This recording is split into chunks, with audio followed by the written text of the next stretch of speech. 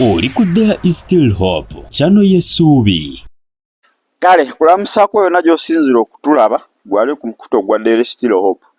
Ali mu ggwanga Uganda, naawe ali emitala amayanja weebale kubanga otugoberera. Mukama tukwebaza kubanga oli mulungi nnyo, tukuumye okuva wiiki gye yatandikidde okutuusa olunaku olwaleero. Ekitiibwa kiba kikyo n'amatendo era omwoyo omutukuvu katuluŋŋamye. Buli alaba tumunyika mu ndagaano y'omusaayi gwo okuyita mu Kristo Yesu omwana wa Katonda omulamu tusabidde. Amiina era amiina ddala. Olunaku olwaleero njagala tutunuulire kitegeeza ky'okuloota ng'okungula. Bantu bangi muloose nga mukungula. Naye bintu bisatu be tujja otunuulira ennyo kubanga bye bikola amakulu mu ekyo ekirooto. Okuloota ng'okungula, okukungula ekisooka, crops. Crops mu Luganda kye ki? Crops mwe muli ki? Ebirime, crops. Ebirime. Ekyokubiri fruits, ebibala. Ekyokusatu seeds. Ebintu byonna ebirina ensigo. Kasooli, janjaalo n'ebintu ebirala. Ekyokuna roots, ebintu byonna ng'emmere yaabyo ng'eri mirandira oba ya mu ttaka nga muwogo. That is fruit, that is roots. So kitegeeza ki? Ebintu ebifaanaganako weebityo. Kakati ebirooto byonna olina okuba nga okimanya kati nga bino ebibala biki okukungula. By'okungula bibadde bituuse. Bwe giba miyembe myengevu, weeba mmere ebadde ekuze, waba kasooli abadde akuze oba wakungudde bito. Kati olina okumanya bibadde bituuse. Ekyokubiri bibadde bito nga tebinnaba. Ekyokusatu bibadde bivunze. Kuba waliwo okungula ebintu nga bivunze ng'emiyembe givunze, ogenda osima muwogo yavunda, ogenda osima lumonde yavunda, nga buli bivunze byonna by'okungula bivunze. Kati ekyo bye bisatu buli kimu kirina kye kitegeeza: ebituuse, ebitannatuuka n'ebivunze. Kakati tobuuza muntu naloose nga nkungula kasooli kitegeeza ki? Naloose nga nkungula emiyembe n'okomaawo, nja kuwa amakulu malala. Olina okubeera specific. Naloose nga nkungula emiyembe emito, then awo mba nsobola okuba nga nkola ki? Nga ntegeera. Ekyokubiri, mu kukungula okwo mu kirooto wabadde otya? Abadde bakukaka, wabadde oli musanyufu? That emotional moment olina okuba ng'okola ki? Ogimbuulira bulungi nnyo. Kaakati katuddeyo. Okuloota ng'okungula kitegeeza manifestation of what you are being, what you want to put in place, what you are thinking, what you are praying for.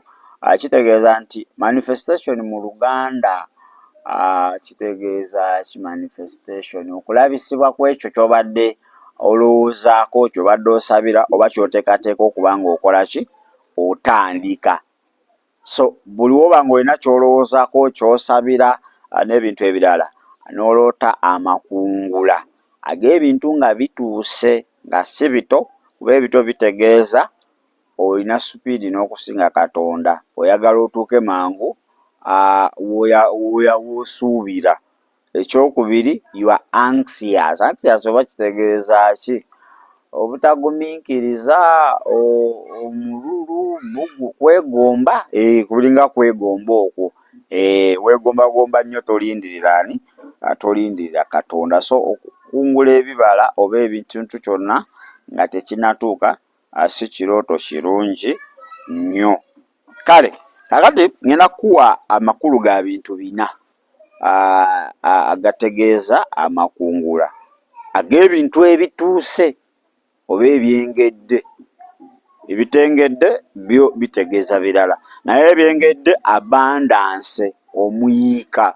Oyinza okuba obadde mu kubula, mu bbula laaka, nga season gy'obaddemu ya laaka, obulwa n'ekyokulya tewali, oluusi nga mu nsi ey'omwoyo owulira tokyakirina.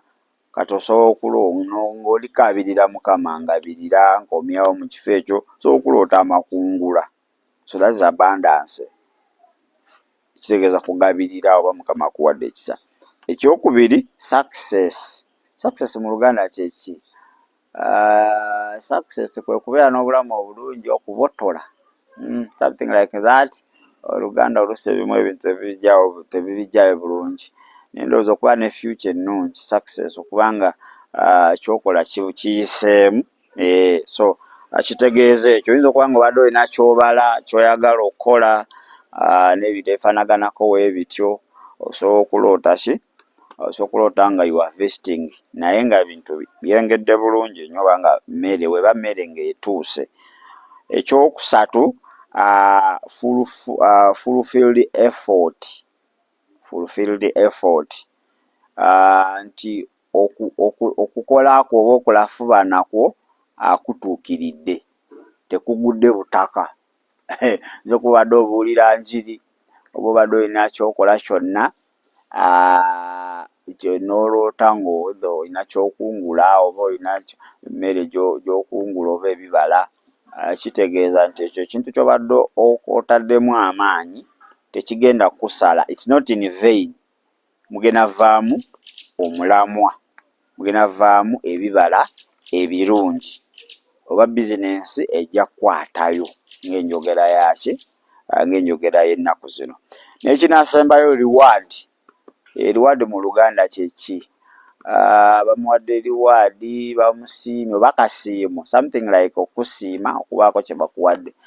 Akati buli oba oluusi obadde obuulira njiri, obadde weegayirira, obadde oyamba, obadde okola ki, n'oloota ekirooto ekyokuba ng'okungula mmere, bibala, birime n'ebintu ebifaanaganako bwe bityo, naye nga bituuse. So kitegeeza nti ekintu ekyo ky'obadde okola Mukama asiimye, era ogenda kifunamu empeera.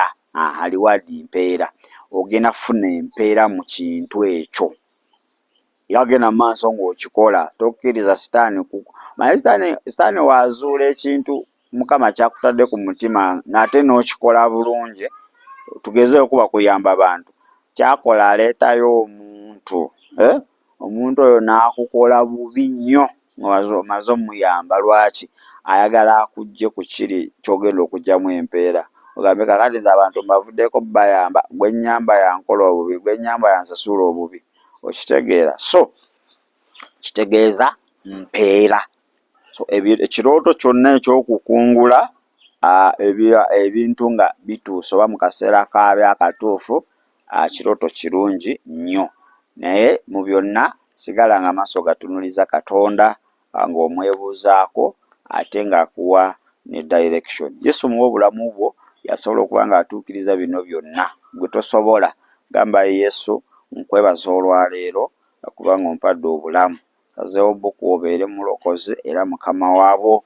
Saasira obutali butuukirivu bwange, naze n'omusaayi gwo ntukuze okuyita mu Kristo Yesu omwana wa Katonda omulamu. Amiina. Kakati n'ekirala, ekifo mw'olootedde ekintu ekyo nakyo kikulu nnyo. Kuba tosobola kuloota ng'oli kunoga bibala naye mu mazzi wansi, oli kunoga bibala oba okungula mu kibira eyo mu nzikiza tolaba na gy'olaga. Ekitegeeza that is devil's manipulation. Kitegeeza, so olina okumanya ekirooto ekyo location yaakyo. Is it okay?